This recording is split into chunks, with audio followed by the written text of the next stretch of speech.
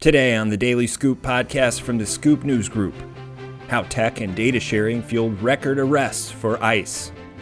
And the war in Iran is quickly becoming defined by the use of drones. It's Wednesday, April 8th, 2026. Welcome to the Daily Scoop podcast, where you'll hear the latest news and trends facing government leaders. I'm the host of the Daily Scoop podcast, Billy Mitchell. Thanks so much for joining me. And now let's dive into the day's top headlines. U.S. Immigration and Customs Enforcement surpassed its arrest goals for fiscal 2025 thanks to technology additions and data sharing partnerships across the agency and federal government, according to the Department of Homeland Security's latest annual performance report and plan. ICE more than doubled its fiscal 2025 goal, with 167,651 arrests of individuals with criminal convictions or with pending criminal charges, a 106% jump from the prior year, the agency said in the report published on Friday. The DHS unit has since increased its future annual target to 400,000 arrests. DHS said in its report that, quote, "This increase was achieved by strengthening partnerships with other agencies, improving data and technology for identifying cases, and focusing enforcement efforts on public safety threats," unquote. The agency has ramped up its technology use, embedding tools closer to core law enforcement operations. ICE's adoption of artificial intelligence in particular drove the growth of AI use cases across the broader agency, according to DHS's 2025 Artificial Intelligence Inventory published earlier this year. ICE agents are using the technology to process tips, review data for investigations, and identification verification.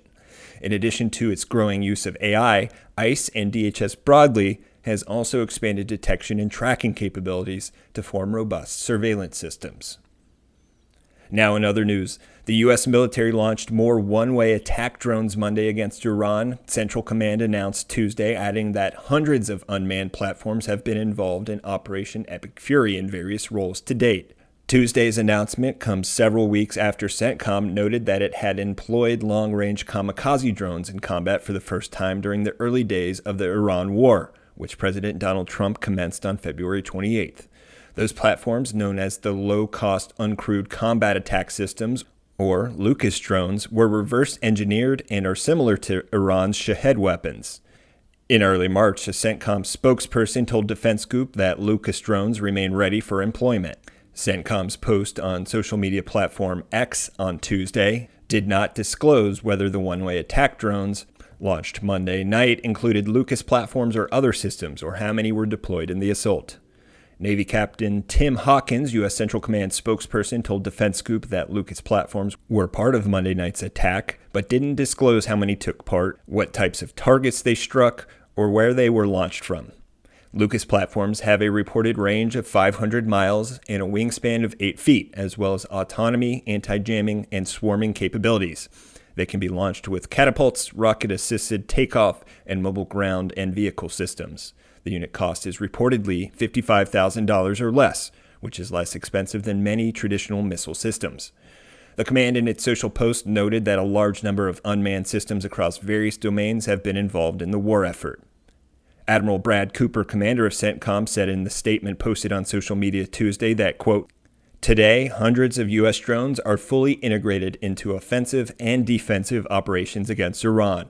These platforms operate in the air, at sea, under the sea, and on the ground in support of our military objectives," unquote. In a press briefing Monday at the White House, Chairman of the Joint Chiefs of Staff, General Dan Kane, noted that tactical drones helped provide overhead protection for U.S. forces that were involved in the rescue of a downed airman inside Iran over the weekend. However, he did not identify the specific systems involved. The force fought its way in and rescued Dude 44 Bravo. They were protected overhead by an air armada, including tactical drones, strike aircraft, and others. For more news at the intersection of the federal government and technology, make sure to visit fedscoop.com. Thanks so much for tuning in to another episode of the Daily Scoop podcast, available on all podcast platforms. If you've already rated the podcast on your platform of choice, thanks so much. High ratings and good reviews of the show help more people to find it. The Daily Scoop podcast is a production of the Scoop News Group in Washington, D.C. Adam Butler and Carlin Fisher help put the show together, and the entire Scoop News Group team contributes. We'll be back next week with more top headlines. Until then, I'm your host, Billy Mitchell. Thanks so much for listening.